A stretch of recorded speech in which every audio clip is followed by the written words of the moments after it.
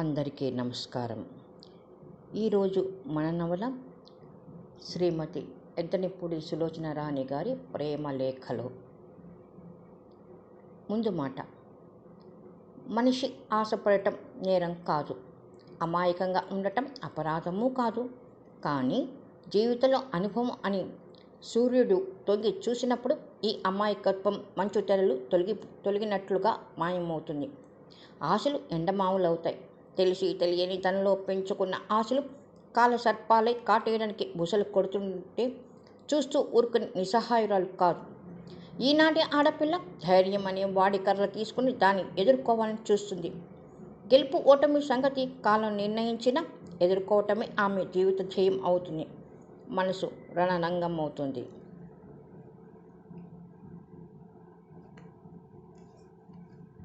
అంకితం.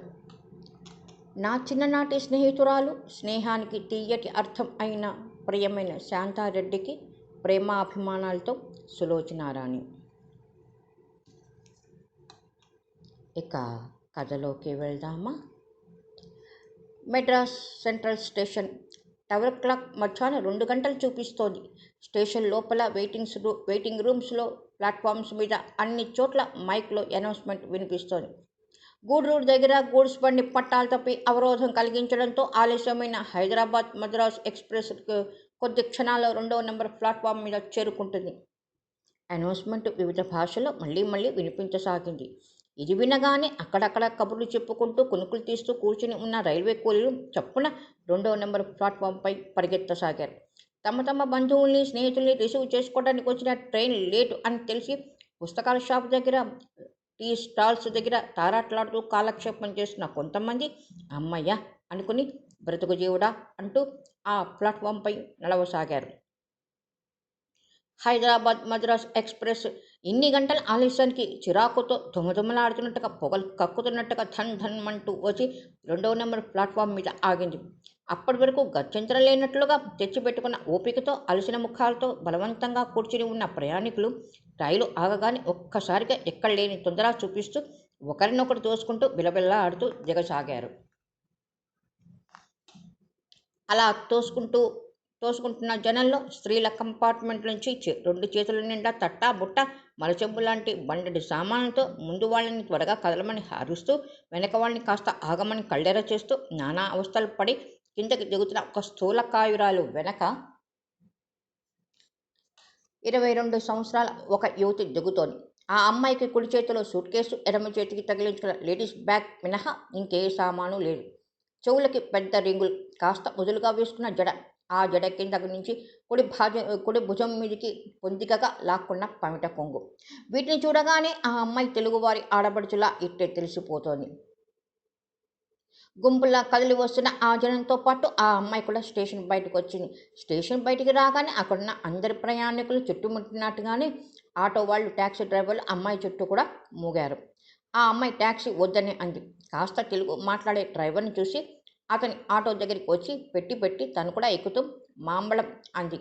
ఆటో వెంటనే కదిలింది. ఇంటి నెంబరు, వీధి వేరు వివరాలు ఉన్న కాగితం కోసం బ్యాగ్ తెరిచింది. ఆటో రివ్వున పరిగెడుతోంది. ఆ అమ్మాయి ఈ ఊరు రావటం ఇదే ప్రథమం.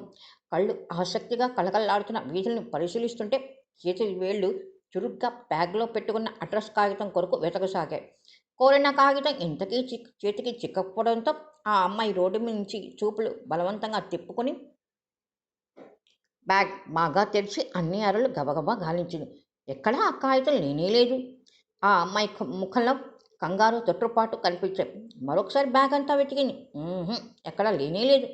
వచ్చేటప్పుడు ఆ హడావిడిలో అడ్రస్ కాగితం తీసుకోవటం మర్చిపోయిందన్న ఝాసే ఇంతవరకు రాలేదు. ఒక్క నిమిషం ఆ అమ్మాయి కళ్ళు తిరిగినంత పనింది. అసలే ఈ ఊరు కొత్త. ఇంటి నెంబరు, వీధి పేరు తెలియకుండా ఈ మహానగరంలో ఇల్లు వెతికి పట్టుకోవడం ఎలా? ఇదిగో కాస్త ఆగు అంటూ ఆటో రిక్షాని కంగారుగా ఆప్ చేసింది. అతనితో తనకు వచ్చిన ఆపదను గురించి చెప్పేసింది. అతను తెల్లబోయాడు. మాంబళం అంటే రద్దీ ప్రదేశం. శివుడి జటాజూటంలా ఎన్నెన్నో రోడ్లున్నాయి. ఒక్కొక్క రోడ్డుకి మళ్ళీ సందులు గొంతులు ఎన్నెన్నో ఉంటాయి. కనీసం వీధి పేరైనా తెలియకుండా ఇల్లు కనుక్కోవటం సాధ్యం కాని పని అని చెప్పాడు. ఆ అమ్మాయి ఏం చేయటమా అన్నట్టుగా పెదవి కొరుకుతూ కూర్చుండిపోయింది. మనసులో ఉవ్వెత్తున లేచి పడుతున్న భయాన్ని, ఆందోళనని ముఖంలో కనిపించకుండా ఉండటానికి విశ్వప్రయత్నం చేయసాగింది. మీ ఆ బంధువు ఏం చేస్తాడు? ఏదైనా ఆఫీస్ అయితే అక్కడికి వెడితే ఎవరైనా చెబుతారేమో అన్నాడు అతను. ఆ అమ్మాయి నిరాశగా చూసింది. అతనికి ఒంట్లో బాలేదు. ఆపరేషన్ జరిగింది. హాస్పిటల్‌లో ఉన్నాడు. ఏ హాస్పిటలో తెలుసా? ఆ అమ్మాయి తెలీదన్నట్టు తల తిప్పింది. ఏదైనా ఆఫీస్‌కి వెళ్ళటమే నయం. అక్కడ ఎవరైనా మీకు సహాయం చేయవచ్చు. అతను ఆ ఆఫీస్‌లో ఇప్పుడు పని చేయటం లేదు. విశాఖపట్నం ట్రాన్స్‌ఫర్ అయింది. వాళ్ళు వెడదామని అనుకుంటంగా ఇంతలో ఈ సృష్టి ముంచుకొచ్చింది. ఆ అమ్మాయి అంటుండగానే హఠాత్తుగా ఏదో గుర్తుకొచ్చినట్లుగా ఆ కళ్ళలో ఆశలాంటిది మెదిలింది. అవును, మర్చిపోయాను. ఆఫీస్‌లో మా వాళ్ళకి తెలిసిన ఒకళ్ళు ఉన్నారు. Indo German import and export కంపెనీకి పోనీ అంది. అబ్బో! అదా! చాలా దూరం. కోర్టుకి దగ్గరికి పోవాలి అన్నాడతను. ఆటో మళ్ళీ బయలుదేరింది. మీటర్ రివ్వున తిరగసాగింది. ఆ అమ్మాయిలో బజార్‌లో చూడాలనే ఉత్సాహం సన్నగిల్లిపోయింది. పెట్టె మీద చెయ్యి వేసి ఆందోళనగా కూర్చుంది. ఆటో వెడుతుండల్లా వేగం తగ్గింది. కుయ్ మంటూ ఒకచోట ఆగిపోయింది. ఏమైంది? కంగారుగా అడిగింది. ట్రబుల్ ఇచ్చింది. డ్రైవర్ దిగి దాని పార్ట్ స్టార్ట్ చేయటానికి ప్రయత్నిస్తుండగా ఇంజన్ పరీక్ష చేస్తున్నాను. అక్కడంతా నిర్జీవంగా ఉంది. ఆ ఒంటరి ప్రదేశం చూస్తుంటే ఆ అమ్మాయి గుండెల్లో రైలు పరిగెత్తాయి. కళ్ళ ముందు అంత క్రితం చూసిన సినిమాలో చదివిన నవల్లో ఆడపిల్లలు ఒంటరిగా ఇలాంటి ప్రదేశాలలో ఎదుర్కొన్న ప్రమాదాలు కళ్ళ ముందు మెదిలినాయి. ఇలాంటి సమయాల్లో భయపడినట్టుగా అస్సలు కనిపించకూడదు. అతను ఇంజిన్ సరిచేసే నెపంతో ఇంకాస్త ఇటువైపు వంగుతున్నాడు. ఆ అమ్మాయి ఆటో నుంచి దిగింది. మీరు దిగారెందుకు? కూర్చోండి అన్నాడు. ఆ అమ్మాయి భయం కనిపెట్టినట్టుగా నవ్వాడు. చూపుల్ని మర్యాద వదిలేసినాయి. ఆ అమ్మాయి అది గమనించినట్టే ముఖం తిప్పుకుంది. రోడ్డుకి ఆ చివర గాని, ఈ చివరి నుంచి గాని ఎవరైనా వస్తారేమో అని చూడసాగింది. ఇంతలో ఒక నల్లటి అంబాసిడర్ రివ్వున వస్తుంది. ఆ అమ్మాయికి అది ఆపితే బాగుండని ఆలోచన వచ్చేసరికి అది రయ్యమని దూసుకుపోయి రోడ్డుకి ఆ చివరన చుక్కలా అంతమైపోయింది. క్షణాలు గంటల్లా కనిపిస్తున్నాయి. అలసట, ఎండ, భయం, ఆందోళన ఆ అమ్మాయి ధైర్యాన్ని కృంగదీస్తున్నాయి. ఇంతలో దూరం నుండి ఒక స్కూటర్ వస్తూ కనిపించింది. దాని మీద కాస్త వయసు మళ్ళిన దంపతుల్లా కనిపిస్తున్న వాళ్ళు కూర్చుని ఉన్నారు. ఆయన మౌనంగా స్కూటర్ నడుపుతుంటే ఆవిడ వెనక నుంచి ఏదో ఒకటి చెప్తోంది. వాళ్ళ గొడవలో వాళ్ళున్నట్లుగా వస్తున్నారు. వాళ్ళని చూడగానే ఈసారి ఆ అమ్మాయి ఆలస్యం చేయలేదు. తటపటాయించలేదు. 2 అడుగులు రోడ్డు మీదకి వేసి చెయ్యెత్తి ఆ, వాళ్ళని ఆపి స్కూటర్ ఆపింది. స్కూటర్ ఆగింది. ఆ అమ్మాయి వాళ్ళ దగ్గరికొచ్చింది. ఏవండీ! మీరు ఎక్కడుంటారు? ఆయన ఇంగ్లీష్‌లో అడిగింది. టీ నగర్‌లో. అయ్యో! అలాగా! మాంబళం ఏమో అనుకున్నాను. నేను హైదరాబాద్ నుండి వస్తూ అడ్రస్ పారేసుకున్నాను. మా బంధువు Indo Germany import and export కంపెనీలో పనిచేస్తున్నాడు. అక్కడికి వెడుతుంటే ఇక్కడ ఆటో ఆగిపోయింది అంది. ఆయన స్కూటర్ ఆపి దిగాడు. ఆ ఆఫీసు పోర్టు దగ్గర ఉంది. దానికి ఇటు కాదే దారి. అవునా? తెలీదు నాకు. అతను ఇటేనని చెప్పాడు. ఆ అమ్మాయికి తన భయం అకారణమైనది కాదని అర్థమైపోయింది.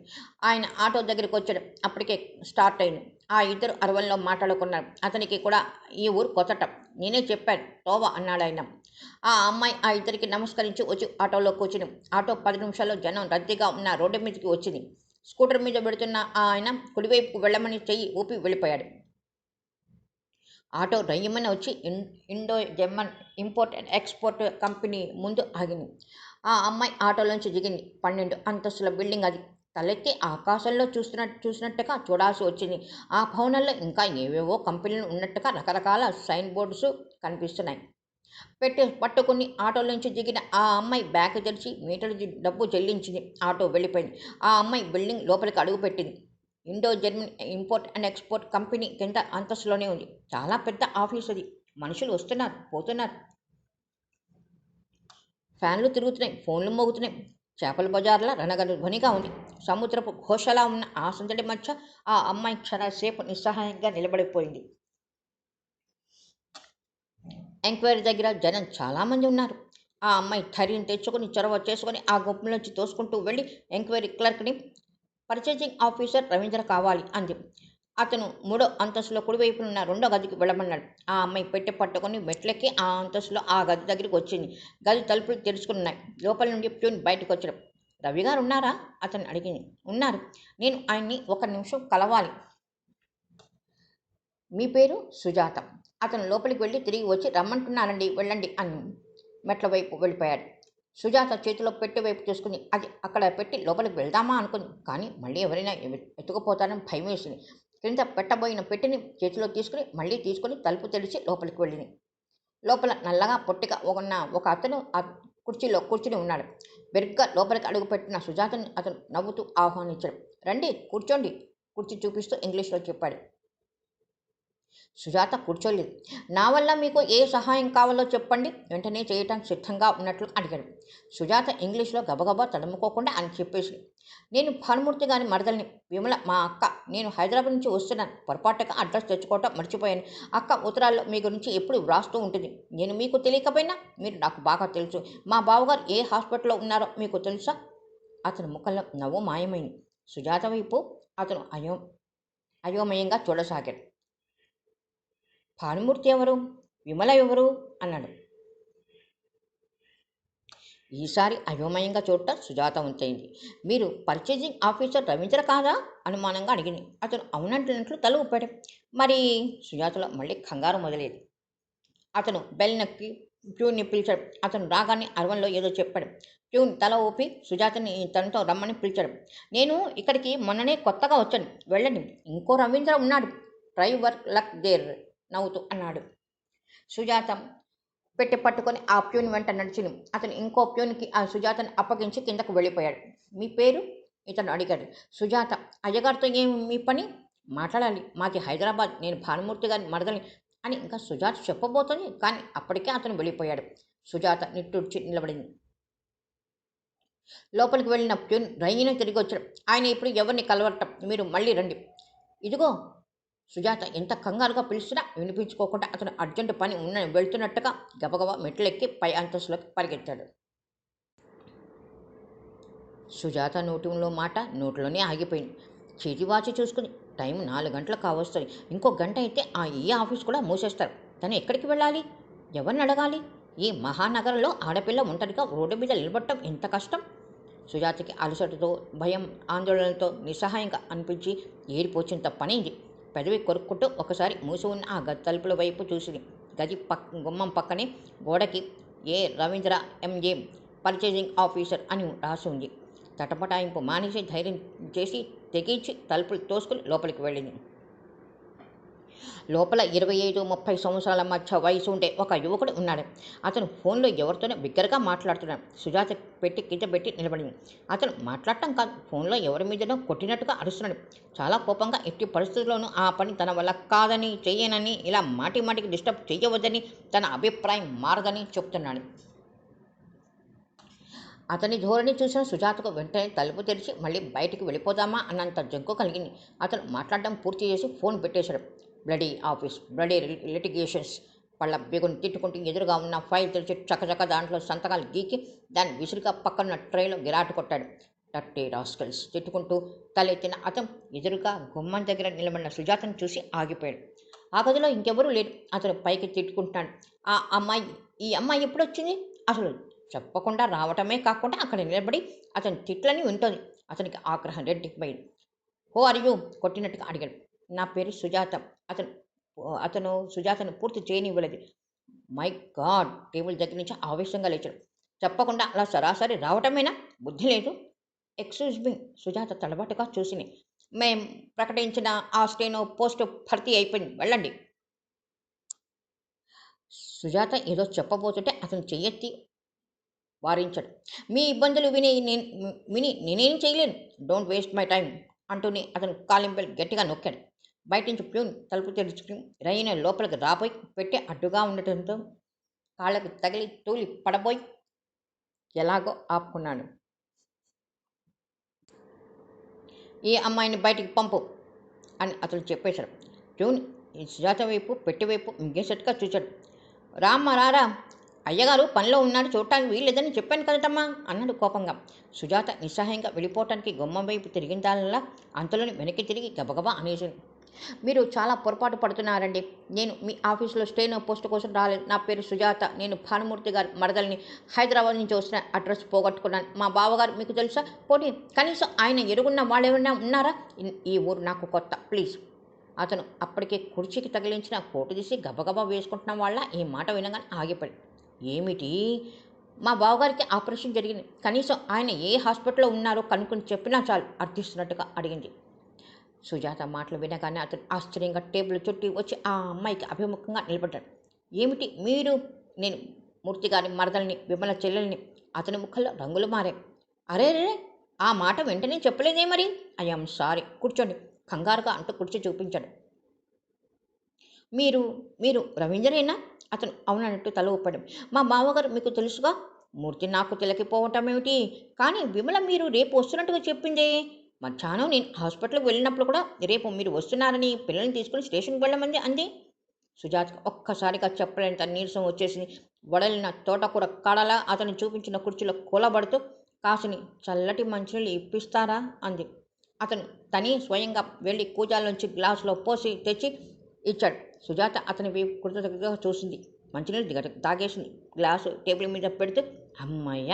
ఈ క్షణంలో మిమ్మల్ని చూస్తుంటే నాకు సాక్షాత్తు ఆ దేవుడే ప్రత్యక్షమైనంత ఆనందంగా ఉంది అంది. రవీంద్ర ప్యూన్‌తో ఫ్లాస్క్ తీసుకువెళ్ళి 2 కప్పులు కాఫీ తెమ్మని చెప్పాడు. 10 నిమిషాల తర్వాత ప్యూన్ కాఫీ తెచ్చేసరికి ఇద్దరు కూర్చుని ఫక్కుమని నవ్వుకుంటున్నాం. My god! What a terrible experience అంటున్నాడు అతను. నా జీవితంలో మర్చిపోవాలంటే నమ్మండి అంటోంది సుజాత. మీరు రావడం ఇంకో 5 నిమిషాలు ఆలస్యమై ఉంటే నేను వెళ్ళిపోయి ఉండేవాడిని. థాంక్ గాడ్ మీరు కూడా దొరక్కపోయినట్టయితే ఇక సరాసరి తప్పిపోయిన పిల్లల్లా పోలీస్ స్టేషన్‌కి వెళ్ళి కూర్చుని ఉండేదాన్ని. కాఫీ తీసుకోండి అతను అందించి వాచి చూసుకుంటూ. స్కూల్ వదిలేసి ఉంటారు. మనం హాస్పిటల్‌కి వెడుతూ పిల్లల్ని కూడా తీసుకుని వెళ్ళవచ్చు అన్నాడు. అలసిపోయి ఉన్న సుజాతకి అతను అందించిన ఆ వేడివేడి కాఫీ తాగుతుంటే అమృతంలా అనిపించింది. ఈ రోజున తనకు ఎదురవ్వబోయిన పెద్ద ప్రమాదం నుంచి, అశాంతి నుంచి అతను రక్షించినట్టుగా అనిపించసాగింది. అమ్మా! అమ్మోయ్! పిన్ని వచ్చిందే! గదిలోకి బాబు పరిగెత్తుకు వస్తున్నాడు. ఏ పిన్నిరా? భర్తకు హార్లిక్స్ ఇస్తున్న విమల ఆశ్చర్యంగా వెనక్కి తిరిగే లోపలే గదిలోకి చిన్నవాడి చేయి పట్టుకుని సుజాత పాపనెత్తుకుని రవి లోపలికొచ్చాడు. సుజాతను చూడగానే విమల తెల్లబోయింది. భర్త చేతికి హార్లిక్స్ గ్లాసు వదిలేసి చప్పున ఎదురు వెళ్ళి వచ్చి చెల్లని గాఢంగా కౌగిలించుకొని, ఇదేమిటే సుజా? నువ్వు రేపు కదా బయలుదేరి వస్తున్నావని రాసావు. అవునక్క, కానీ అనుకోకుండానే నిన్ననే బయలుదేరాను. మరి రవి స్టేషన్‌కి ఎలా వచ్చాడు? అతనికి ఎలా తెలిసింది? అతను రాలేదు. నేనే అతని ఆఫీస్ వెతుక్కుంటూ వెళ్ళాను. పాపని మూర్తి దగ్గర దింపేసిన రవి వెనక్కి తిరిగాడు. మీ చెల్లెలు పెద్ద అడ్వెంచర్ చేసింది విమల అన్నాడు నవ్వుతూ. అడ్వెంచరా? రవి జరిగిందంతా చెప్పాడు. విమల సుజాత చేయి పట్టుకుని ఆతురతగా అతను చెప్పిందంతా వింది. మంచం మీద అలసటగా కూర్చుని ఉన్న భానుమూర్తి కూడా రవి చెప్పింది విని తెల్లబోయాడు. విమల మందలింపగా సుజాత వైపు చూసింది. అయినా అదేమిటే సుజా, ఇంత దూరం, అందులో కొత్త ప్రదేశానికి వస్తూ ఎవరైనా అడ్రస్ తెచ్చుకోకుండా వస్తారా? అంత మతిమరుపు ఎలా వచ్చింది? బాబాయ్ అయినా గుర్తు చేయలేదా నీకు? నాన్న స్టేషన్కి రాలేదు. ఆయన మళ్ళీ ఒంటరిగా అంత దూరం తిరిగి వెళ్ళటం కష్టం అవుతుందని నేను వద్దన్నాను. అడ్రస్ ఆయనే స్వయంగా రాసి నా బ్యాగ్లో పెట్టారు.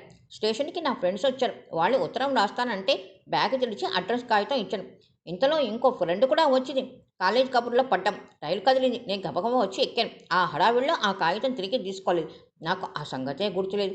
తీరా ఇక్కడ స్టేషన్ దిగాక బయటకు వచ్చి ఆటోలో కూర్చున్న తర్వాత బ్యాగ్లో వెతికిన తర్వాత కానీ జ్ఞాపకం రాలేదు. ఏమిటి?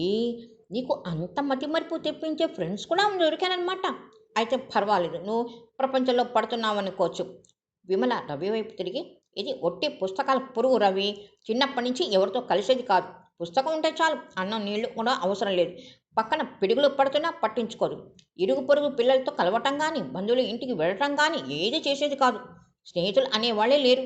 తల్లి చిన్నప్పుడే పోవడంతో మా అమ్మ దీన్ని పెంచడంతో కాస్త నా దగ్గర మాత్రం చనువుగా ఉండేది. నేను అక్కడికి ఎప్పుడు ఉత్తరాల్లో కలిసినప్పుడు కాస్త నలుగురితో కలవాలే అమ్మా అని, ప్రపంచం ధోరణి ఏమిటో తెలుస్తుంది అని నోరు పోస్తూనే ఉంటాను. చూడు, ఈ రోజు నువ్వు కనిపించకపోతే తను ఒంటరిగా ఈ కొత్త చోట్ల ఎంత అవస్థపడి ఉండేది.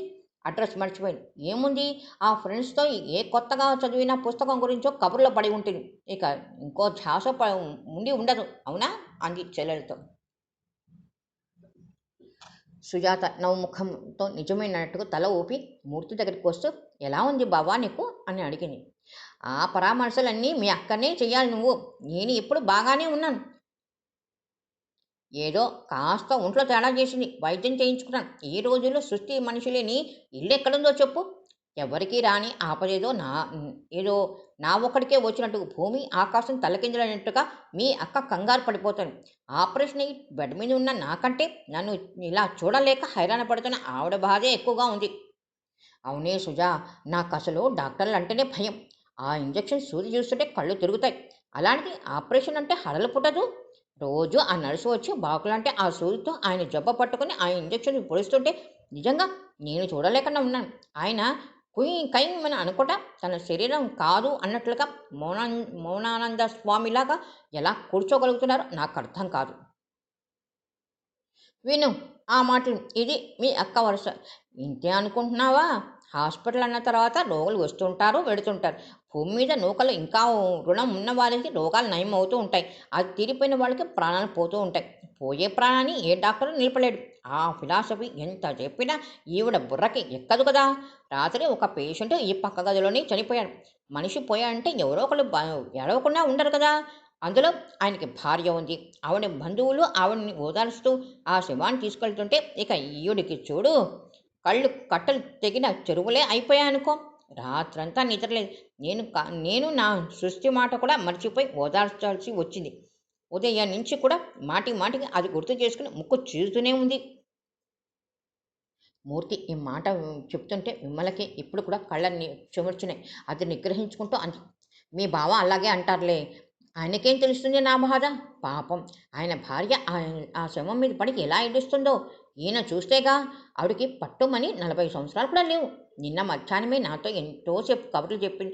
తగ్గిపోయింది, ఇంటికి తీసుకెళ్తున్నామండి అని ఎంత సంతోషంగా చెప్పిందో. ఇంతలోకి ఎట్లా ఏం ముంచుకొచ్చిందో రాత్రికి రాత్రే ఆ ఘోరం జరిగిపోయింది. ఆయనను ఆవిడ్ని కావాలని చేసుకున్నట్ట. పిల్లలు కూడా పుట్టలేదు ఇంతవరకు. తల్లిదండ్రులకి ఎదురు తిరిగి ఇద్దరు పెళ్లి చేసుకుని బంధువులందరికీ దూరం అయ్యారట. ఆవిడికి ఇప్పుడు ఎంత ఒంటరితనమో చూడు. నాకు తెలుసు సుజా, ఆవిడ బ్రతకదు. మొగుడు దేవుని నమ్ముకునే బ్రతికే ఆడదానికి భర్త సృష్టిలో మంచం మీద ఉండి పడుకుంటే ప్రాణం ఎలా రెపరెపలాడుతుందో ఈయనకేం తెలుస్తుంది? అవునక్క, అదే మగవాళ్ళైతే భార్యకి సుస్థిగా ఉంటే టింగ్ రంగా అంటూ ఏ క్లబ్లకో పార్టీలకో ఆఫీస్ టూరో అంటూ నిశ్చింతగా చక్కా పోతారు. భార్య ప్రసవ వేదంతో చావు బ్రతుకుల మధ్య ఊగిసలాడుతుంటే ఏ ప్యాకెట్లోనో సర్వం మర్చిపోయినట్లుగా కూర్చునే మగాళ్ళు ఎంతమంది లేరు? చచ్చాం పో. మూర్తి నిస్సహాయంగా రవి వైపు చూశాడు. రవి ఫక్కున నవ్వాడు. అందుకే మీ అక్కయ్యని ఒక్కొక్కసారి చూస్తుంటే అసలు పెళ్ళి అనేది ఎందుకు చేసుకున్నారా భగవంతుడా అని అనుకుంటూ ఉంటాను. మన వల్ల ఇంకో వ్యక్తికి అంత బాధ కలగటం కష్టంగా అనిపిస్తూ ఉంటుంది. ఎప్పుడైనా ఆఫీసు ఇంటికి రావటం ఒక్క గంట ఆలస్యం అయిందనుకో, ఇక చూడాలి ఈవిడ గారి ఆదుర్ద. అదేమంటే ఎక్కడైనా ఏ యాక్సిడెంట్ అయినా జరిగిందేమోనని నాకు భయంగా ఉంటుంది. 1,00,000 ఉదాహరణలు రెడీగా అప్పచెప్పేస్తుంది. ఇక నేను నోరు ఎత్తితే ఒట్టు. విన్నావా రవి ఆయన మాటలు? విమల ఫిర్యాదుగా అతని వైపు తిరిగింది. వాడలాగే అంటాడులే విమల. రవి, అందుకేరా నేను త్వరగా పెళ్లి చేసుకో అని నేను పోరు పెట్టేది. నీ భార్య అయినా ఉంటే కాస్త ధైర్యం చెప్పి ఈ పిచ్చి భయం పోగొడుతుందేమోని నా ఆశ. పాపం రవికి నాలాంటి భార్య దొరికితే ఏం చేస్తారో.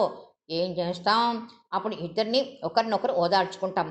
నీ అదృష్టం అందరికీ రాలేదురా రవి మెల్లగా అన్నాడు. రవి, ఈయన ఇలాంటి మాటలు అన్నప్పుడల్లా నాకు ఒళ్ళు ఎంత మండిపోతుంది అనుకున్నావు?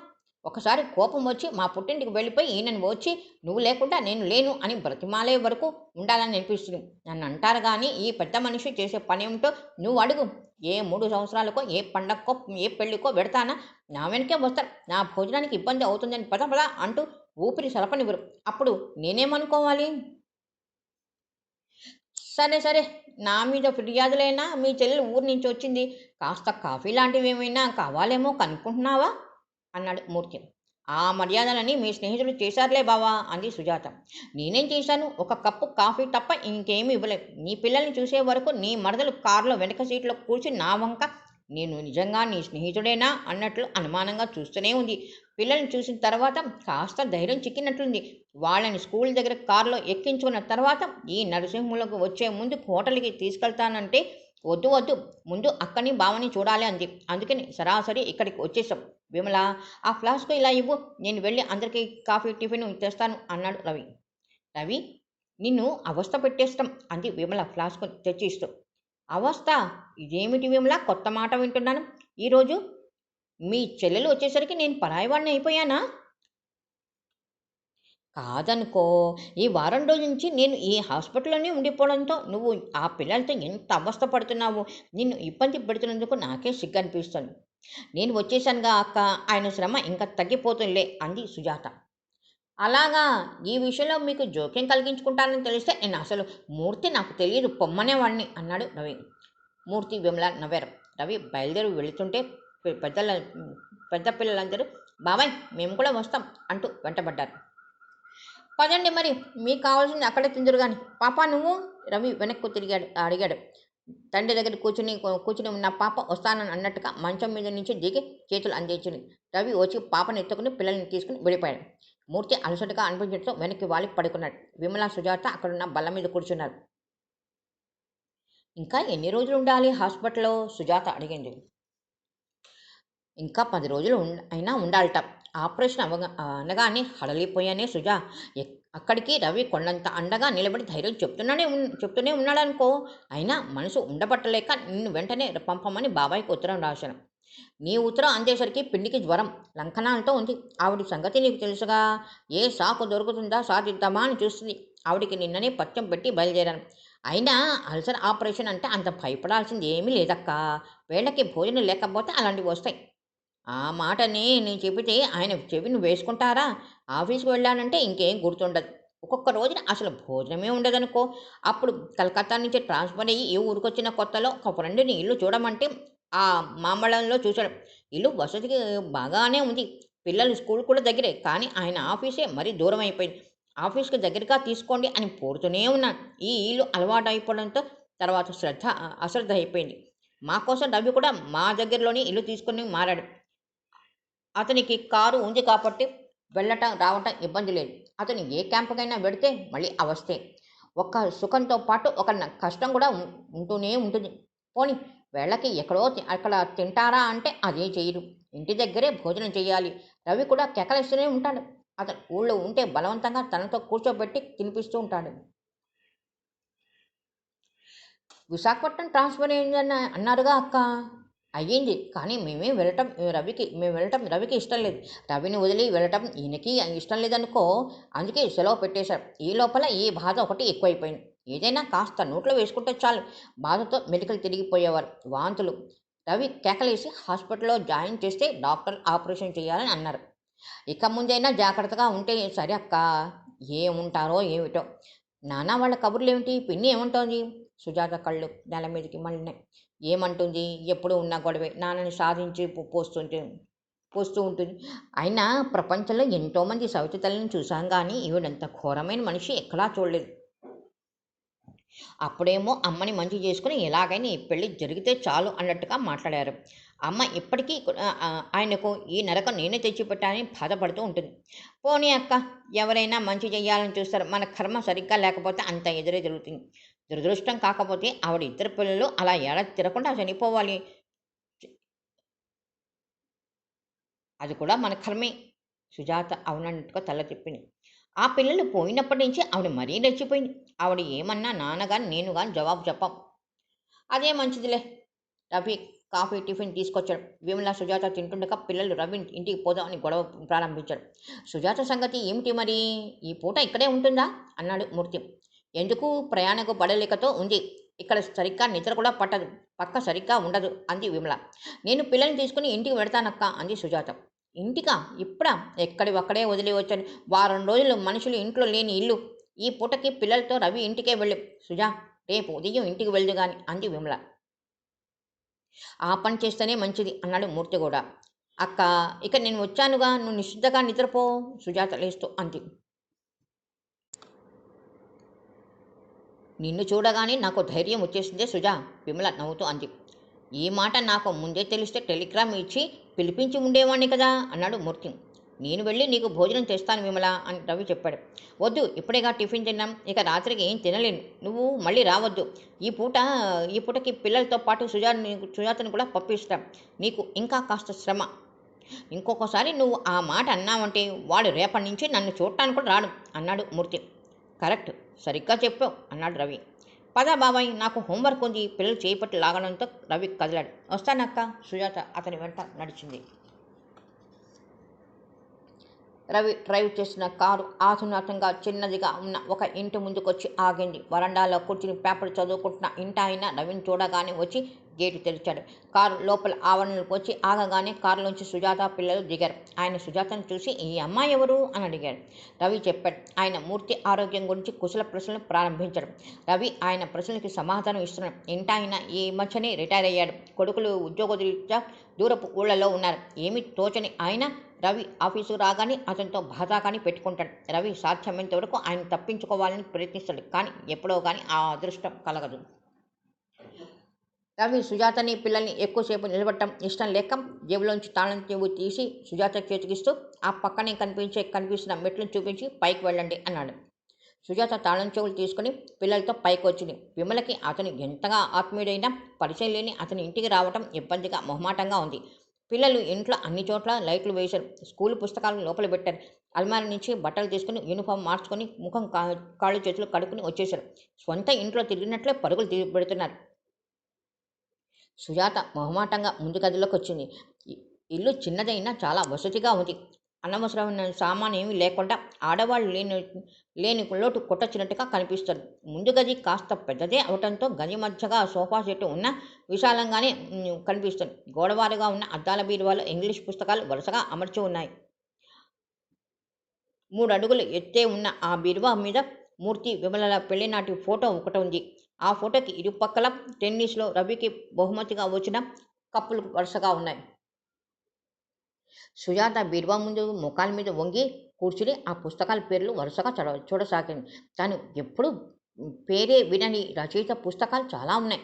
మెట్ల మీద చకచక ఎవరో వస్తున్న అలికిడి అయ్యింది. సుజాత తిరిగి చూసే లోపల రవి లోపలికి వచ్చాడు. అతని చేతిలో సుజాత పెట్టి ఉంది. ఏమిటి అప్పుడే పుస్తకం పుచ్చుకుంటున్నారా? ఇదిగో మీ పెట్టే, రండి లోపలికి అంటూ లోపలికి వెళ్ళాడు. సుజాత లోపలికి వెళ్ళలేదు. అక్కడే నిలబడిపోయింది. మరో 5 నిమిషాలు అతను 2 క్యారెలు తీసుకుని ఇతరులకు వచ్చాడు. వెళ్ళి స్నానం చేయండి, నేను ఇంతలో భోజనం తెస్తాను అని అతను వెడుతూ గుమ్మం దాటబోతున్న వాళ్ళ వెనక్కి తిరిగి ఇంకా తట్టపటాయింపుగా చూస్తూ నిలబడిన సుజాతను చూస్తూ మొహమాట పడకండి, మూర్తి ఇంటికి ఈ ఇంటికి భేదం లేదు. ఈ పూటకి నేనే మీ గెస్ట్ అనుకోండి అని వెళ్ళిపోయాడు. సుజాత అతను వెళ్ళిపోయిన తర్వాత లోపలికి వచ్చింది. పిల్లలు డైనింగ్ టేబుల్ దగ్గర కూర్చుని చదువుకుంటున్నారు. సుజాత పెట్టి తెరిచి స్నానానికి బట్టలు తీసుకోసాగింది. రవి క్యారెలతో తిరిగి వచ్చేసరికి సుజాత స్నానం చేసి జడ వేసుకుని ముందు గదిలో కూర్చుని పిల్లలకి కథ చెబుతుంది. వాళ్ళు మధ్య మధ్యలో ఆవలిస్తూ ఉంటున్నారు. ఆలస్యం అయిపోయిందా అంటూ వచ్చాడు రవి. అతను చూడగానే పిల్లలు లేచారు. అతనితో పాటు లోపలికి పరిగెత్తి చకచక వంటింట్లోకి వెళ్ళి గాజు ప్లేట్లు గ్లాసులతో మంచినీళ్ళతో తెచ్చిపెట్టారు. మీరు తినేదిరా, రండి, నేను స్నానం చేసి తర్వాత తింటాను అన్నాడు అతను. నువ్వు కూడా నా పిన్ని కథ చెప్తోందిగా, అయిపోవచ్చింది అన్నాడు బాబు. పర్వాలేదు, ఇంకో 5 నిమిషాలు ఆగగలంలేండి, సుజాత కూడా మర్యాద కోసం అంది. 10 నిమిషాల్లో వచ్చేశాడు. సుజాత వడ్డించబోతుంటే మీరు మా అతిథి అన్నాడు. ఇంత క్రితమేగా మీరు నా అతిథి అన్నారు? మర్చిపోయిన సుమా నవ్వాడు. సుజాత గిన్నెలు తీసి వడ్డించింది. అందరూ భోజనానికి కూర్చున్న పాప అన్నం సరిగ్గా తినలేక కింద పడేస్తుంటే రవి తను తినిపించాడు. మధ్య మధ్యలో తను తినడం ఆపి పిల్లలకి ఇలా ఏం కావాలో కనుక్కొని వడ్డించాడు. భోజనాలు అయిపోగానే రవి పిల్లల ప్లేట్లని తీసేసి కడిగి వంటి ఇంట్లో పెట్టి టేబుల్ శుభ్రం చేసేశాడు. సుజాత కల్పించుకోకపోతే వద్దని తిరస్కరించాడు. రవి, ఏం చేస్తున్నావు? భోజనాలు అయ్యానా? ఇంటాయన మళ్ళీ వచ్చాడు. కూర్చోండి, వస్తున్నా. రవి టవల్తో చేతులు తుడుచుకుంటూ వెళ్ళాడు. ఆయన వస్తే ఇక వెళ్ళడు అన్నాడు బాబు. రవి స్నానానికి వెళ్లే ముందే పక్కలు సర్దినట్టున్నాడు. పిల్లలు వెళ్ళి వాటి మీద పడుకున్నారు. 2 మంచాలు దగ్గరగా వేస్తున్నాయి. సుజాత కూడా వాళ్ళతో వెళ్ళి గదిలో కూర్చుంది. ఇది బాబాయ్ మంచం, ఇదేమో ఇంటి వాళ్ళది. బాబాయ్ మా కోసం అడిగి తెచ్చాడు అన్నాడు బాబు. బాబాయ్ అక్కడ పడుకుంటే నేను ఇక్కడ, అన్నయ్య అక్కడ, చిన్న పాప అక్కడ. పాప రోజు ఎవరెవరు ఎక్కడ పడుకుంటారో చోటు చూపింది. చిన్న కాస్త యువతలకు జరగబోతుంటే అది బాబాయ్ చోటు, ఇటు రాకు అంటూ చేతులతో అవతల తోసివేసింది. సుజాత మంచం అంచున కూర్చుని పిల్లలు అతను అంతా కలిసి పడుకోవడం అలవాటు కాబోలు. తన పక్క ఇక్కడున్నదో మరి రవి చెప్పనేలేదు. అక్కడెక్కడ చాపలాడిది కూడా కనిపించలేదు. ముందు గదిలో ఉంచి ఇంటాయన కబుర్లు పెద్దగా వినిపిస్తున్నాయి. సుజాతకి కళ్ళ మీద నిద్ర ముంచుకొచ్చేస్తుంది. పిల్లలు కబుర్లు చెప్తూనే పక్క విషయంలో చోటు కోసం దెబ్బలాడుకుంటూనే నిద్రపోయారు. నిద్రతో కళ్ళు భారంగా అయిన సుజాత ఇక కూర్చోలేనట్టుగా మెల్లిగా పాప రవి కోసం అట్టపెట్టిన చోట్లో ఒరిగింది. మెలకుగా ఉండాలని ప్రయత్నిస్తూనే కాస్త పక్కకి జరిగి పాప మీద చేయి వేసి నిద్రపోయింది. ఇంటాయన కబుర్లు ముగించి లేచి వచ్చేసరికి 10 దాటింది. రవి తలుపులు మూసి లోపలికి వచ్చాడు. గదిలో లైట్ ఇంకా వెలుగుతూనే ఉంది. సుజాత పిల్లల మధ్య పడుకుని నిద్రపోయింది. రవి కాళ్ళ వైపునున్న దుప్పటి తీసి పిల్లలందరితో పాటు సుజాతకి కప్పాడు. పాప తల కింద ఉన్న దిండ్లు చేతిలోకి తీసుకున్నాం. అతను గదిలో లైటు తీసేయబోతూ ఒక్క క్షణం ఆగాడు. ఈ వారం రోజుల నుండి పిల్లలు రావడంతో అతని ఇంటికి సందడి వచ్చినట్టుగా ఉంది. ఈ రోజు సుజాత కూడా అలా వాళ్ళ మధ్య పడుకుని పాప మీద చేయి వేసి నిద్రపోతుంటే అతని కళ్ళ ముందు మరో దృశ్యం మెదిలింది. ఆ పడుకున్న వ్యక్తి సుజాత కాకుండా మరో యువతిలాగా, ఆ పిల్లలు తన పిల్లలు అయ్యి తన జీవితం అంత శాశ్వతంగా ఇలాంటి సందడితో నిండి ఉన్నట్లుగా అనిపించసాగింది. అతను దిండు పట్టుకుని లైట్ తీసేసి ముందు గదిలోకి వచ్చాడు. సోఫాలో కూర్చున్న అతనికి ఎదురుగా పుస్తకాల బీరువా మీద మూర్తి విమల పెళ్లి ఫోటో కనిపించింది. అతని పెదవుల మీద చిరునవ్వు కదిలింది. వాళ్ళ మధ్య ఎంత అనురాగం, ఆ సంసారంలో ఎంత శాంతి. పైకి ఎవరికి తెలియనే తెలీదు. మామూలు భార్యాభర్తల్లా పోట్లాడుకుంటూ ఉంటారు. రవి లైట్ తీసేసి వచ్చి సోఫాలో పడుకున్నాడు. నిర్మలమైన మనసు గల అతనికి మరో క్షణంలో గాఢమైన నిద్ర పట్టేసింది. పాపం వచ్చి చేతి మీద గట్టిగా గిల్లటంతో మంచం మీద పక్కకు తిరిగి పడుకుని అరచేతికి చెంపనాంచుకుని గాఢ నిద్రలో ఉన్న సుజాత భారంగా కళ్ళు విప్పింది. లే, టీ కూడా వచ్చేసింది, చల్లారిపోతోంది అంది పాప నిద్రమత్తుతో బరువుగా రెప్పలు విప్పి క్షణంసేపు పాపని అపరిచితంగా కనిపించిన ఆ గదిని అర్థం కానట్టుగా చూసిన సుజాత ఒక్కసారిగా మెలకు వచ్చినట్టుగా ఉలిక్కిపడి లేచుకొచ్చింది. బాబాయి, మేము అందరూ నీళ్లు కూడా పోసేసుకున్నాం, నువ్వు ఇంకా లేవనే లేదు అంది పాప. సుజాత డ్రెస్సింగ్ టేబుల్ మీద ఉన్న చిన్న గడియారం వైపు చూసింది. 8 గంటలు కావస్తుంది. బాప్రే, తనకి మెలకువే రాలేదు. నిన్న ప్రయాణ బడలికతో ఒళ్ళు తెలియని నిద్ర పట్టేసింది. సుజాత లేచి గబగబా యువతలకి వస్తుంటే గదిలోకి వచ్చిన రవి ఎదురయ్యాడు. ఇద్దరు తలలు ఢీకొన్నాయి. రవి మెరుపులా వేగంగా వెనక్కి తగ్గాడు. సుజాత తల పట్టుకుని పాప పక్కున నవ్వింది. సారీ అన్నాడు అతను. నాకు మెలకు రాలేదు, చాలా టైం అయినట్లుది. ఐఎమ్ సారీ అంది సుజాత. భయపడకండి, ఈరోజు ఆదివారం, పిల్లలకి స్కూల్ లేదు అన్నాడు అతను గదిలోకి పెడుతూ. సుజాత ముఖం కడుక్కొని వచ్చేసరికి పిల్లలు టిఫిన్ తింటున్నారు. ముగ్గురు స్నానాలు చేసి తల దూకుని నీట్గా ఉన్నారు. రవి పాపకి పాలు చల్లారిపోస్తున్నాడు. మిమ్మల్ని ఇలా చూస్తుంటే పిల్లల పెంపకంలో చాలా అనుభవం ఉన్నట్లుగా కనిపిస్తోంది అంది సుజాత. ఆహా, అంతా మా విమల ట్రైనింగ్. ఈ బంగారు తల్లి పుట్టినప్పుడు విమలకి సుస్థి చేసి 4 రోజులు హాస్పిటల్లో ఉంటే వీళ్ళకి నేనే ఆడదిక్కయ్యాను. పాప నోటికి పాల గ్లాసు అందిస్తూ చెప్పాడు. పిన్ని, నీకు టిఫిన్ లేదు, అంతా మేమే తినేసాం చిన్న ఏడిపిస్తున్నట్లుగా చెప్పాడు. నాకేం వదిలే, నేను పొద్దుటే ఏం తిన్నాను అసలు. నేను ఇంత క్రితమే గదిలో వచ్చినప్పుడు మీరు పడుకున్న తీరు చూసి ఇప్పుడప్పుడే లేవరు అనుకున్నాను. చల్లారిపోతుందని నీకు తెప్పించలేదు. పని మనిషిని పంపాను, ఇప్పుడే వస్తుంది, వేడివేడిగా తిందురు గాని. రవి సుజాతకి కప్పులో కాఫీ పోసి అందించాడు. సుజాత నొచ్చుకున్నట్టుగా అతని వైపు చూసింది. బావ దగ్గర మీకు శ్రమ తగ్గిస్తానని చెప్పి ఎక్కువ శ్రమ పెట్టేశాను, అవునా? పర్వాలేదులేండి, ఈ పూట నుంచి డ్యూటీ మీకు అప్పచెప్పేస్తున్నానుగా అన్నాడు అతను. సుజాతని పిల్లల్ని భోజనాలు చేసి వెళ్ళమన్నాడు రవి. కానీ సుజాత వినలేదు. ఇప్పటికే మిమ్మల్ని చాలా ఇబ్బంది పెట్టేశాం. అక్కకి ఈ పూట నేను పంపిస్తాను అని చెప్పాను. భోజనం పంపిస్తానని చెప్పాను. అయితే మిమ్మల్ని నేను బలవంత పెట్టను అన్నమాట ఎవరైనా నిలబెట్టుకోవాల్సిందే అంగీకరించాడు అతను. రవి 9 గంటలకి సుజాతని పిల్లల్ని తీసుకొచ్చి మూర్తి ఇంటికి బయలుదేరాడు.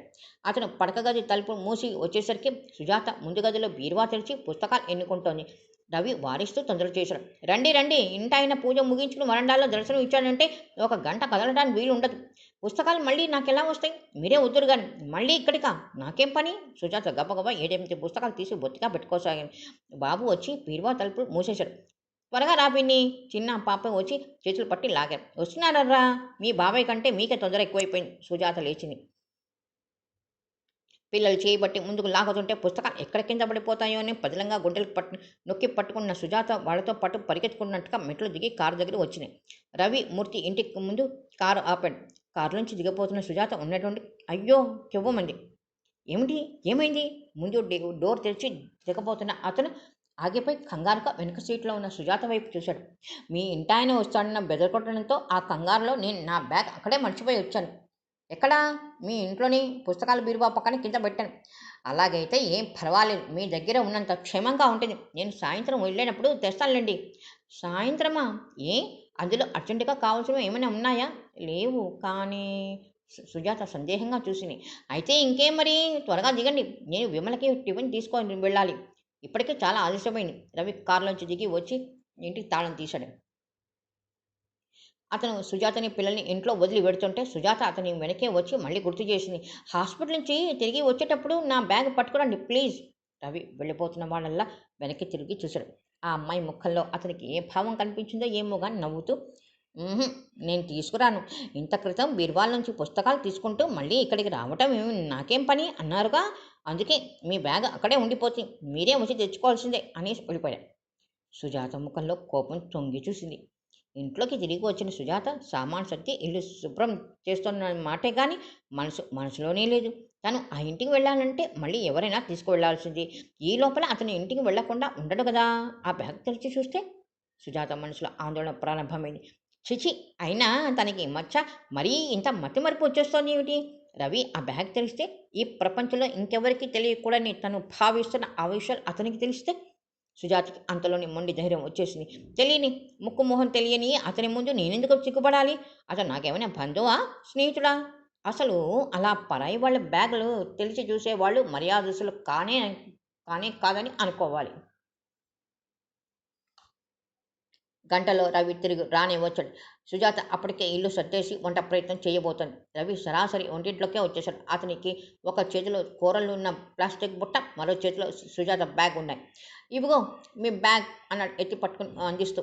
అది చూడగానే సుజాత చేస్తున్న పని ఆపేసి పరిగెత్తుకుని తీసుకుంది. Thank you. బ్యాగ్ అందుకుంటూ దీక్షగా అతని వైపు ముఖం వైపు చూసింది. కానీ ఆ అమ్మాయి ఊహించిన మార్పులేవి అతనిలో కనిపించలేదు. సుజాత మనసు తేలికపడినట్లయింది. ఇవిగో కూరలు అంటూ అతను ప్లాస్టిక్ బుట్ట అక్కడ పెట్టాడు. హమ్మయ్య! కూరలు తెచ్చారు కదా! నేనిప్పుడే తాళం వేసి కూరల మార్కెట్ ఎక్కడుందో వెతకడానికి బయలుదేరదామనుకుంటున్నా. మంచి పనే చేద్దామనుకున్నారు. మార్కెట్‌కి ఇక్కడికి చాలా దూరం. మీ బ్యాగ్ కోసం నేను మళ్ళీ ఇప్పుడు తిరిగి రావాల్సొచ్చింది. వస్తుంటే కూరలు గుర్తుకొచ్చాయి. ఇంట్లో ఉన్నవేమో తీసుకొచ్చేశాను. ఈ పూటకి ఉన్నవాడితో కానియండి. సాయంత్రం చూసుకోవచ్చు. నేను వెడుతున్నా. సరిగ్గా మళ్ళీ 12 గంటలకు వస్తాను. భోజనం రెడీ చేసి ఉంచండి. తీసుకెళ్తాను. మీరు మళ్ళీ రావటం దేనికి? శ్రమ. నేనే పిల్లల్ని తీసుకొని ఆటోలో అయినా భోజనం తీసుకొస్తానులెండి. మీరు పనుంటే చూసుకోండి.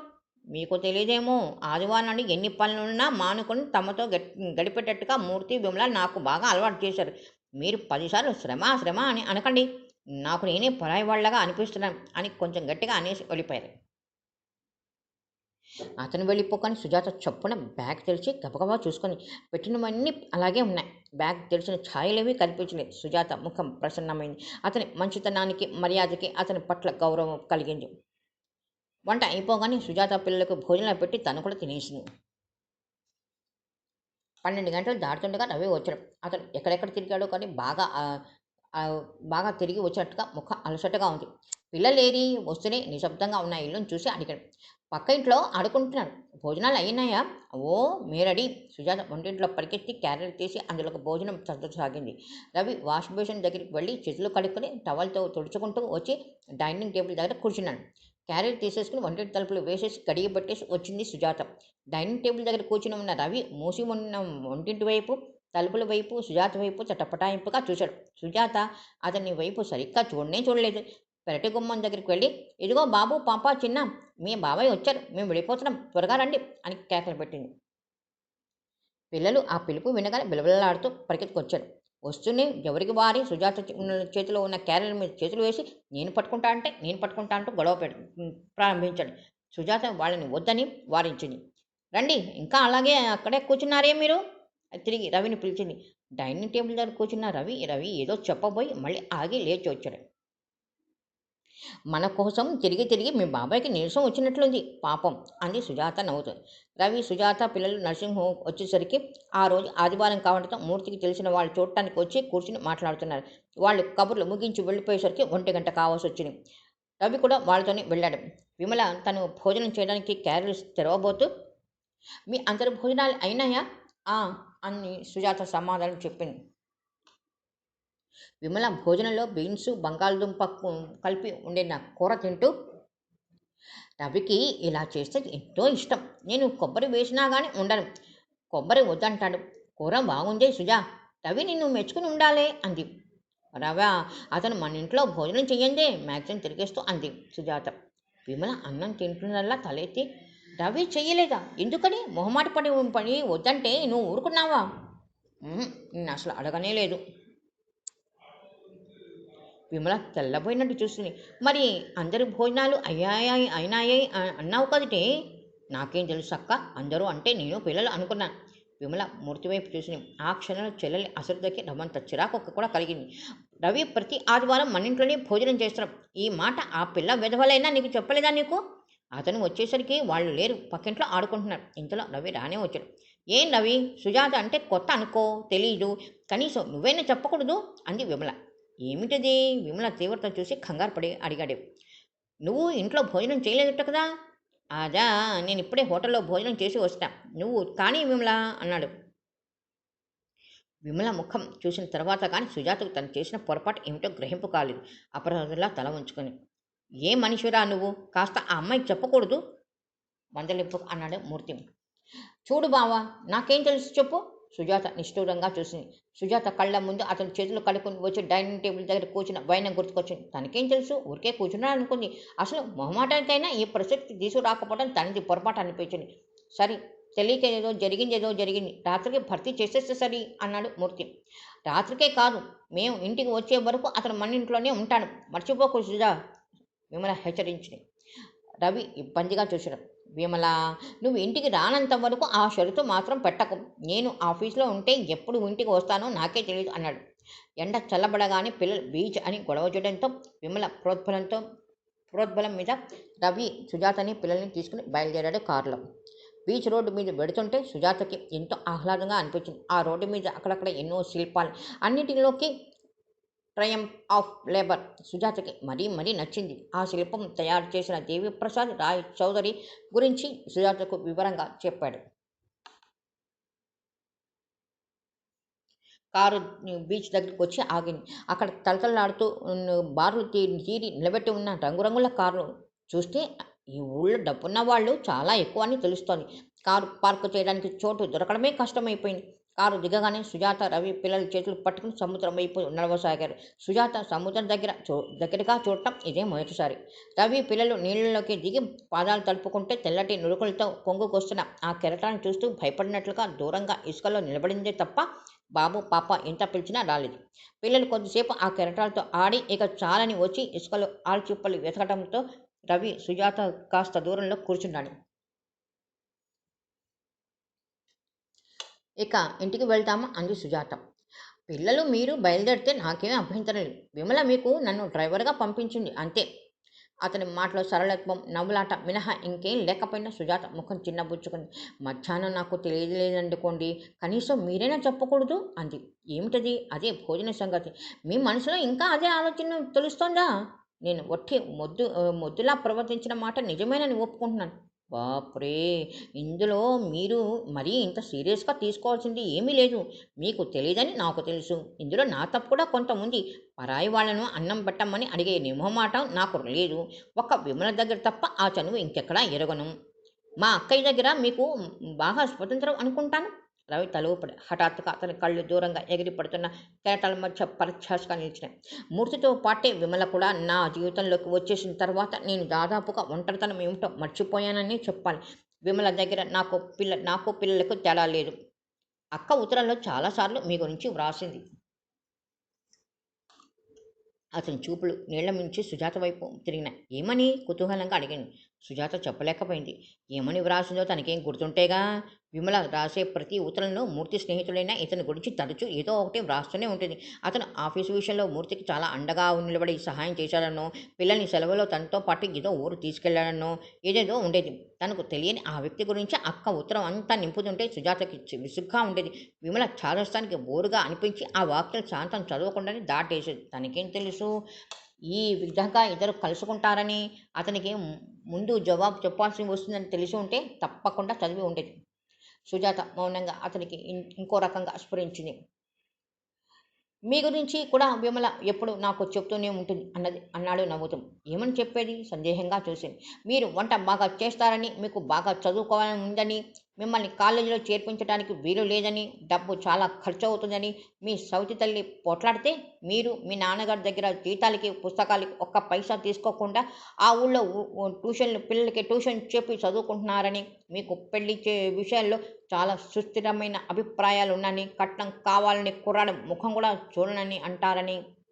ఇంతలో పిల్లలు పరిగెత్తుకు రావడంతో అతను ఆగాడు. వాళ్ళు ఏరిన రంగురంగుల ఆల్చిప్పలను చిన్న చిన్నవి అన్నీ తెచ్చి రవికి చూపిస్తూ ఏది బాగుందో చెప్పమని గొడవ ప్రారంభించడం. రవి వాటిని పరీక్ష చేస్తూ తను చెప్తున్నది పూర్తి చేశాడు. మీరు ఇల్లు వదిలి ఎప్పుడు ఎక్కడికి వెళ్ళారని, మీకు స్నేహితులే లేరని చెప్తూ ఉంటుంది. చివరి మాట వినగానే సుజాత ముఖం కందినట్టుగా అవటం అతను గమనించలేదు. ఈసారి వేసవి సెలవుల్లో మిమ్మల్ని ఇక్కడికి పిలిపించాలని, అందరూ కలిసి తిరుపతి వెళ్ళాలని విమల ఏదేదో అనుకుంది. ఇంతలో మూర్తికి ట్రాన్స్ఫర్ అవ్వటం, ఆపరేషన్ జరగటం, ఈ గొడవలతో విమల అనుకున్నదంతా తారుమారైపోయింది. అతని మాటల ధోరణి బట్టి అతని గురించి తనకంటే తన గురించి విషయాలు అతనికి ఎక్కువగా తెలిసినట్టుగా అనిపించసాగింది. పిల్లలు ఇంటికి వెళదామని అనటంతో ఇద్దరు లేచారు. ఆ రాత్రి పిల్లలు భోజనం చేసి నిద్రపోయిన తర్వాత సుజాత ఉత్తరం రాయటానికి కూర్చుంది. డియర్ మను అంటూ ప్రారంభించింది. అడ్రస్ లేకుండా తను వచ్చి తను పడిన అవస్థ క్లుప్తంగా వివరించింది.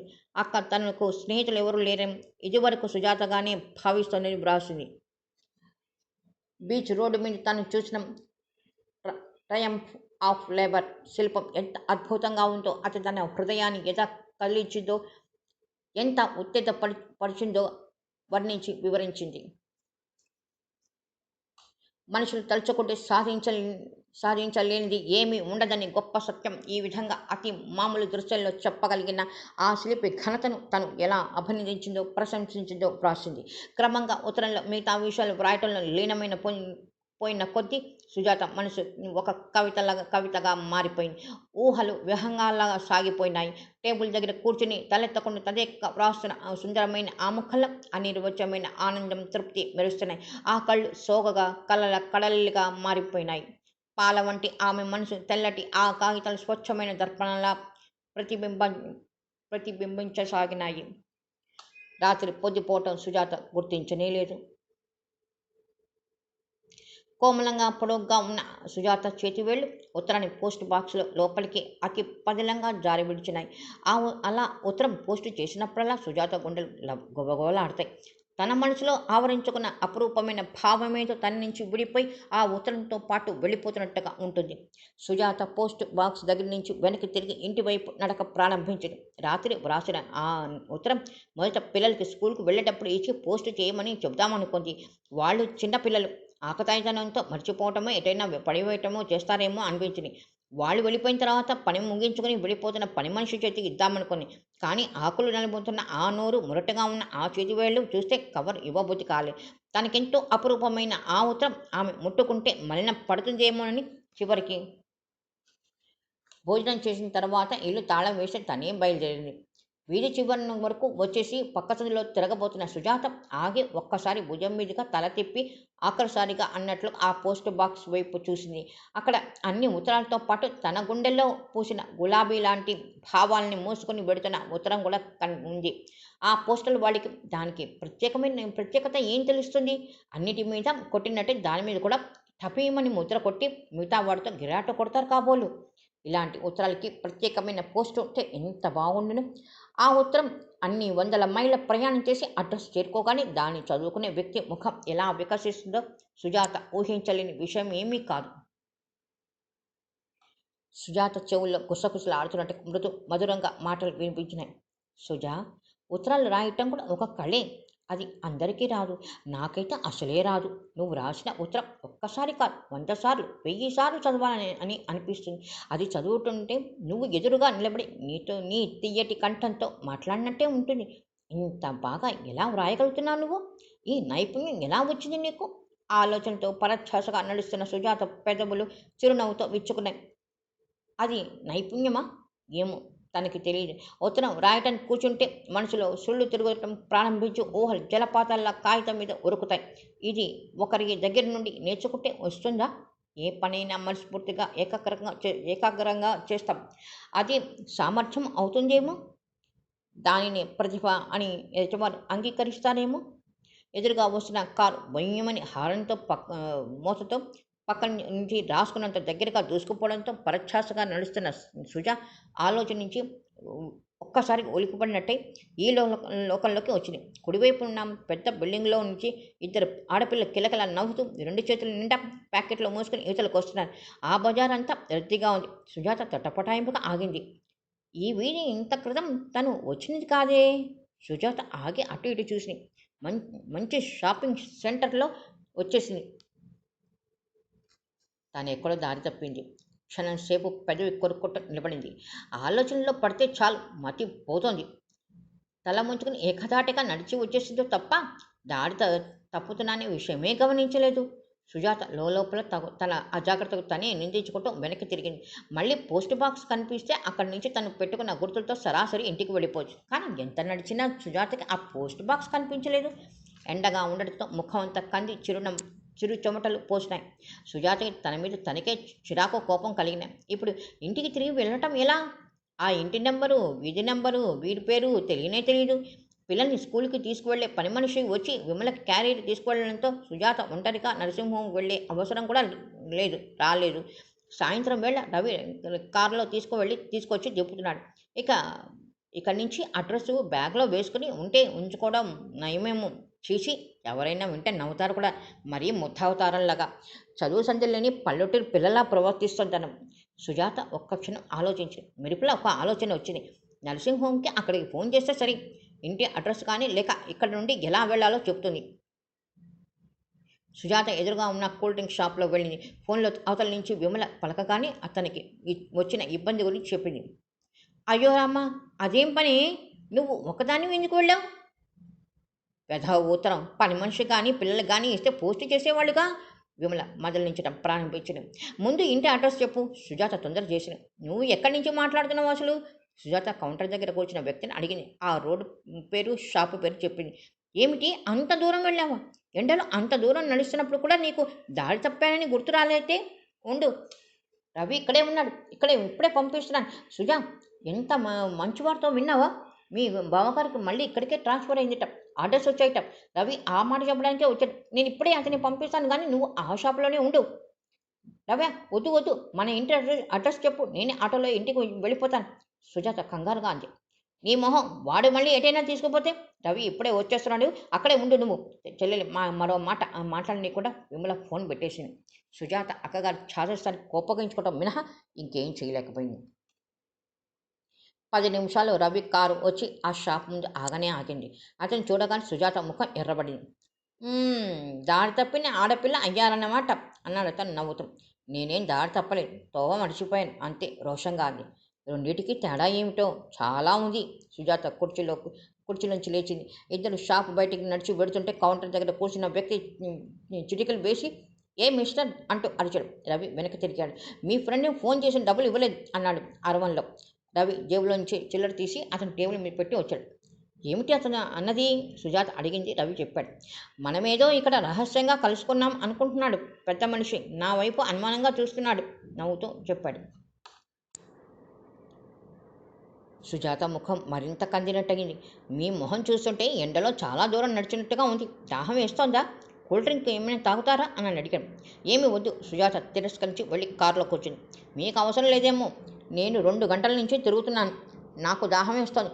రవి కారు దగ్గర నిలబడి షాప్లో ఉన్న బాయ్ని పిలిచి కూల్ డ్రింక్స్ తెమ్మని చెప్పాడు. బాయ్ 2 కోకోకోలా బాటిల్స్ తెచ్చి ఇచ్చాడు. నేను వద్దని చెప్పానుగా అంది సుజాత. ఆ అబ్బాయికి తెలియదుగా, ఇద్దరం తాగుతున్నాం అని అనుకున్నట్లున్నాడు. ఓపెన్ చేసేశాడు. మీరు తాగకపోయినా సరే నేను డబ్బు చెల్లించాలి అన్నాడు రవి. సుజాత బాయ్ చేతుల నుంచి కూల్ డ్రింక్ లాక్కున్నట్టుగా తీసుకుని గటగటా తాగేసింది.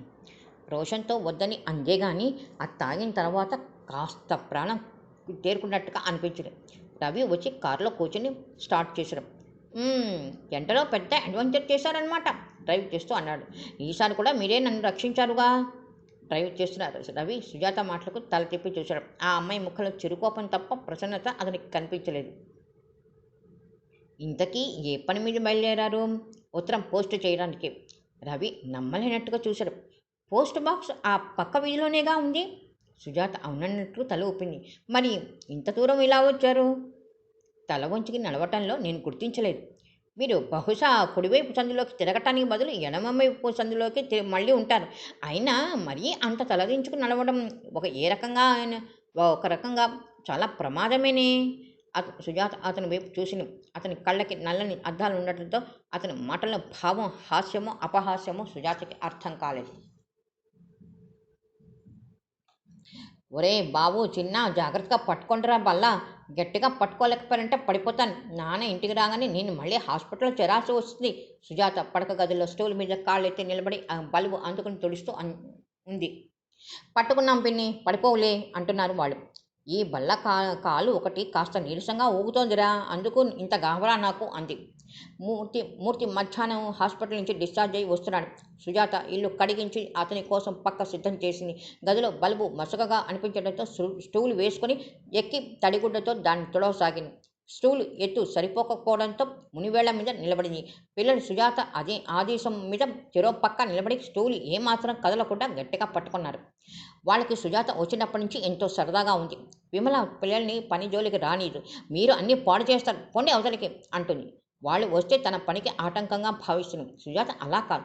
వాళ్ళని పని చేయడానికి అంగీకరించడమే కాకుండా ఇది ఇలా జాగ్రత్తగా చేయాలి, అది అలా సర్దాలి అంటూ వాళ్ళతో కలిసిపోయినట్టుగా మాట్లాడుతూ ఉత్సాహపరుస్తూ పని చేయనిస్తుంది. రాత్రిపూట పడుకున్నప్పుడు వాళ్ళని దగ్గర చేర్చుకొని కథలు చెప్తుంది.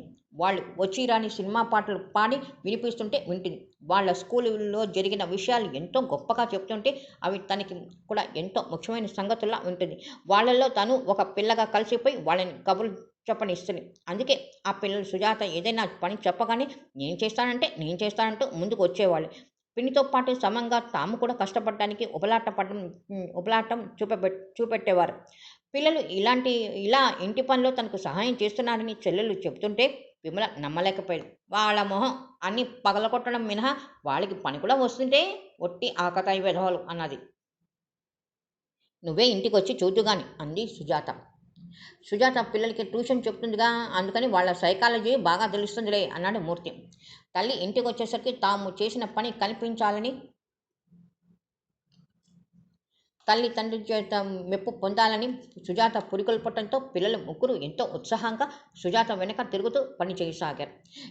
ఈ బలుబు తుడవటం అయిపోతే ఇక మన పని అంతా అయిపోయినట్లే. మీరు వెళ్ళి ఆడుకోవచ్చు. ఈరోజు మీరు నాతో పాటు ఇంత కష్టపడ్డారుగా, రేపు మనల్ని సినిమాకి పంపమని అమ్మని అడుగుదాం ఏ అంది సుజాత. ఓ ఉత్సాహంగా అంగీకరించారు వాళ్ళిద్దరూ. ఒకళ్ళు హిందీ సినిమా అని, ఇంకొకళ్ళు ఇంగ్లీషు సినిమా అని అప్పుడే వాదులాడుకోసాగారు. బాబు చిన్నతో వాదించలేక చెయ్యెత్తి పిడికిలి బిగించి కొట్టబోయాడు. ఆ ఒరేయ్ ఒరేయ్, స్టూల్ వదిలేస్తున్నావు సుజాత కేకలు పెట్టింది. బాబు తాత్కాలికంగా ఆగాడు. ఇంతలో పిల్లల్ని పిలుస్తూ రవి లోపలికి వచ్చాడు. అతను చూడగానే సుజాత చేసిన పని ఆపి పైకి కట్టుకున్న చీర కుచ్చులు కిందకి సరి చేసుకుంది. రవి చేతిలోని క్రికెట్ బాల్ ఉన్నాయి. బాబాయ్ బ్యాట్స్ తెచ్చాడు. పిల్లలిద్దరు సుజాత అంతవరకు చేసిన హెచ్చరికలు ఒక్కసారిగా మర్చిపోయారు. స్టూలు వదిలేసి రవి దగ్గరికి పరిగెత్తుకుని అవి అందుకున్నాను. ఏమిటి, బల్బులు క్లీనింగ్ మొదలెట్టారా అన్నాడు రవి దగ్గరికి వస్తూ. సుజాత తల ఊపింది. విమలామూర్తి సరిగ్గా 4:30 గంటలకు వచ్చేస్తారు. నరసింహం వాళ్ళ వ్యాన్లో పంపిస్తున్నారు. నన్ను ఇక్కడే. సుజాత మెల్లిగా జాగ్రత్తగా స్టూల్ దిగడానికి ప్రయత్నిస్తూ రవి చెప్పేది వింటోంది. హఠాత్తుగా స్టూలు వెసిగింది. దిగిపోతున్న సుజాత బోర్లా పడబోయి కెవ్వుమంటూ ఆపుకోవటానికి అన్నట్టుగా చేతులు చాచింది. అప్రయత్నంగా రవి సుజాతని గట్టిగా పట్టుకున్నాడు. సుజాత రవి మీద పడటం, అనుకోకుండా బరువు మీద పడటంతో వెనక్కి తూలి తల గోడకు కొట్టుకోవడం అంతా క్షణంలో జరిగిపోయింది. అతని చేతుల మీద మధ్యగా ఒదిగిపోయిన సుజాతకి క్షణంలో సగం సేపు మతిపోయినట్టే అయింది. ఇద్దరు అలా పడటం చూసి పిల్లల ముగ్గురు చప్పట్లు కొడుతూ గొల్లున నవ్వారు. రవి సుజాతను వదిలేశాడు. సుజాత ముఖం తిప్పుకొని లేవటంతో జడలోని పువ్వులు కదిలి అతని చెంపకి రాచుకున్నాయి. రవి నడుము సర్దుకుంటూ లేచాడు. అతని ముఖం చూసి సుజాత కూడా పక్కుమని నవ్వింది. కొంచెం మంచినీళ్ళు ఇవ్వండి అన్నాడు. సుజాత లోపలికి వెళ్ళి సుజాత మంచినీళ్ళు తెచ్చేసరికి పిల్లలు లేరు. బ్యాట్స్ పుచ్చుకొని ఆడుకోవడానికి పరిగెత్తాడు. రవి మెడను అటు ఇటు తిప్పి సరి చేసుకుంటాడు. మెడ కూడా నొప్పి పుట్టిందా మంచినీళ్ళు అందిస్తూ అడిగింది. వెనికినట్టుంది. వాళ్ళు మీ బ్యాట్స్ని చూసి ఆ స్టూల్ వదిలేశారు. ఇప్పటి వరకు గట్టిగానే పట్టుకున్నారు అంది నిష్ఠూరంగా. అందుకు ఫలితం నేనే అనుభవించానుగా. కూర్చోండి, ఒక కప్పు వేడివేడి కాఫీ మంత్రించి ఇస్తాను.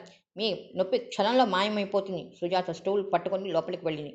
రవి కూర్చున్నాను. అతి సన్నిహితంగా వచ్చిన సుజాత స్పర్శ, తలలోని కనకాంబరాలు కలిపి కట్టిన మరువు వాసనం అతని ఇంకా విడిపోలేదు. ఇంతలో వాకేయటం ముందు నర్సింగ్ హోమ్ అంబులెన్స్ వచ్చి ఆగింది. రవి మెడ మీద చెయ్యి వేసి నిమురుకుంటూ లేచి వాకిట్లో ఎదురు వెళ్ళాడు.